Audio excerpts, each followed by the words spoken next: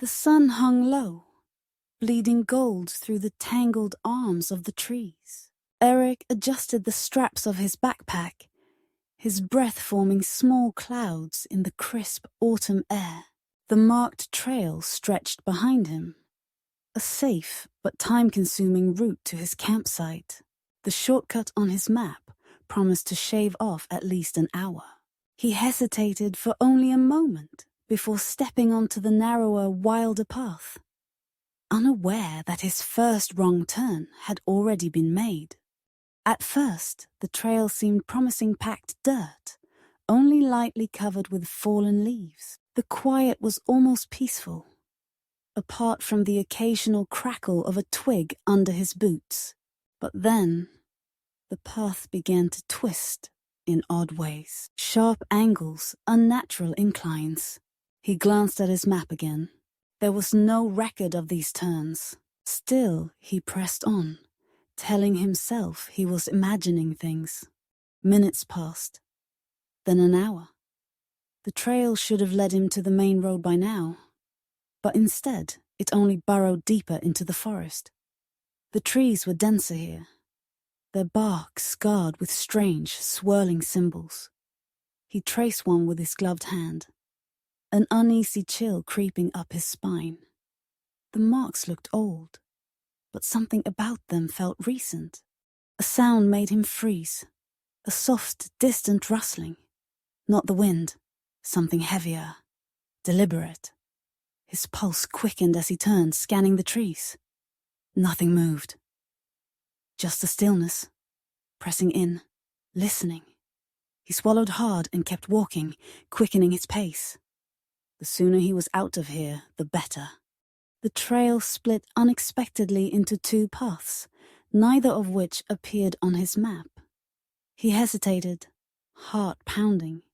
He chose the left, feeling an irrational sense of urgency. Minutes later, he emerged into a small clearing where a rotting wooden shack leaned against the trees. His stomach twisted. He hadn't seen this marked anywhere. Eric lingered at the edge of the clearing, his breath coming in slow, uneasy waves. The shack looked ancient, its wood darkened with age and decay. The door hung slightly ajar, revealing only a sliver of shadow within. He told himself to turn back, to retrace his steps. But which way had he come? The trees looked different now, as if they'd shifted while he wasn't looking. His fingers brushed the knife at his belt, a comfort more than a weapon, before he forced himself to move past the shack. The forest was silent, too silent. No wind, no birds, no distant rustle of small creatures. Just him and the weight of something unseen pressing against his skin. He set a brisk pace, refusing to look back. The trail narrowed, the trees huddling closer. He kept his eyes forward, but the feeling of being watched never faded. When he finally glanced over his shoulder, his breath hitched. The shack was still there. Only now it was on the wrong side of the path, as if he'd looped around without realizing it. But that was impossible. Panic coiled in his gut. He pulled out his phone, but there was no signal. Of course. He opened his map again, but the little blue dot marking his position flickered erratically before disappearing altogether. A sharp wind cut through the trees, making him shiver. He wasn't lost. Something wanted him to think he was. Determined to keep moving, he picked a direction and forced himself into a steady rhythm. His feet crunched over brittle leaves, and for a while, it felt like he was making progress. Then he saw it, the same tree with the carved symbols. He had walked in a circle. No, not a circle. A trap. Eric exhaled sharply, gripping his knife handle tighter. He scanned the trees, half expecting something to move, to reveal itself. But the woods remained still, patient. He wasn't alone. He knew it in his bones. He didn't call out somehow. He felt that speaking would be a mistake. A new sound rose in the distance, low, rhythmic. A slow tapping, like wood, knocking against wood. It came from the direction he had come from. He turned toward it, the weight of dread settling into his chest. The knocking stopped. Then a single, deliberate tap echoed right behind him. He spun around, knife raised. Nothing. Only trees and shadows. His breath came fast, uneven. It was toying with him, whatever it was. He forced himself to move, faster now, ignoring the way his legs ached. He just needed to find a road, a landmark, anything familiar. The path began to slope downward, leading him into a hollow where the trees grew impossibly tall. The air was thicker here, heavier, as if it hadn't moved in years. And then ahead, something new. A wooden post with a tattered piece of fabric nailed to it. Someone had been here before him. Eric reached for the fabric, his fingers brushing over the rough material. A scrap of a jacket, maybe. Dark, stained with something that had long dried. His pulse hammered as he looked around. There were no footprints, no sign of struggle. Just the forest, waiting. A whisper of movement to his right. He jerked toward the sound, but there was nothing. Still, the sensation crawled up his spine. Something had been there a moment ago, watching. His body screamed at him to run, but he didn't know where running would take him. Another path, narrower than the one before, twisted through the trees. He had no choice but to follow it. Each step felt heavier, the silence pressing against his ears. Then abruptly the forest ended, not in a clearing, but in an expanse of dead trees, their bark blackened and crumbling. It looked like a fire had torn through here years ago, but no scent of ash remained. Eric hesitated, scanning the lifeless grove. He took a cautious step forward, and the ground beneath his foot crunched like brittle bone. The path was gone now, swallowed by the decay. There was no going back. He wasn't sure if the forest would even let him. The wind returned, whispering through the hollow trunks of the dead trees. This time it carried something else. A distant voice. Faint, broken, calling his name. His blood ran cold. He didn't recognize it. Eric turned sharply, his heart hammering against his ribs. The voice came again, this time closer, weaving through the trees. It sounded wrong, like someone trying to mimic human speech, but failing. He gritted his teeth and kept moving, refusing to acknowledge it. Eric clenched his jaw and pushed forward, refusing to turn back.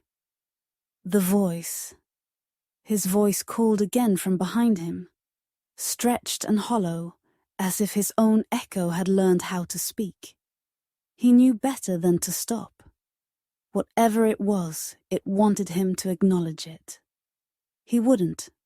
The dead grove gave way to another path, this one lined with wooden posts, too uniform, too deliberate. Each one had something nailed to it. Strips of faded cloth, broken bones, rusted tools.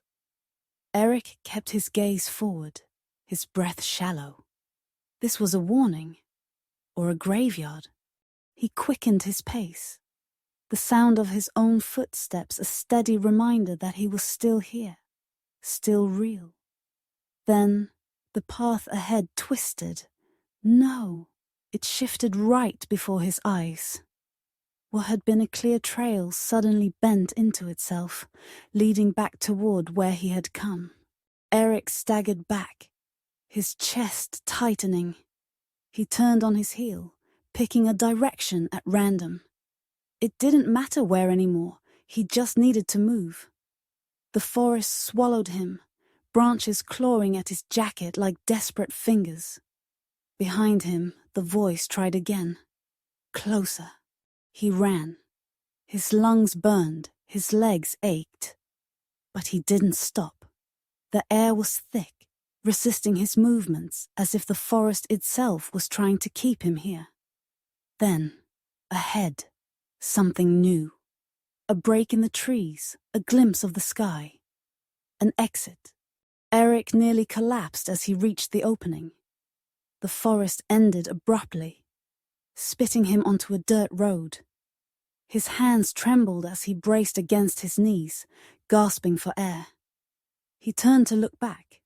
The trees were still, unmoving, but he knew they had let him go. For several minutes, he stood there, unable to shake the feeling that something still watched him. He should have been relieved, but the wrongness clung to him, thick as fog. The road stretched ahead, empty, leading towards something unseen. Swallowing hard, Eric started walking. The sky had darkened, the last light of day slipping beneath the horizon. He had no idea how far he was from civilization, but staying near the forest felt like a mistake. He didn't want to know if it would change its mind. The road stretched on impossibly long. His legs felt like lead. But every time he glanced back, the forest was still right there, as if it had been following His stomach twisted. It should have been farther away by now. A light flickered ahead. A gas station, standing alone in the dark. Relief crashed over him, but it was tempered by suspicion. The station looked wrong. The windows were dark, the sign flickering weakly, like a place abandoned long before he had arrived. Eric approached cautiously, stepping under the weak glow of the gas station's lone overhead light. The building's glass doors reflected only darkness. No movement inside. He hesitated, debating whether to knock. His gut told him to keep moving. Then, a thump from inside. A heavy, deliberate sound. Eric's breath caught in his throat. Something was in there.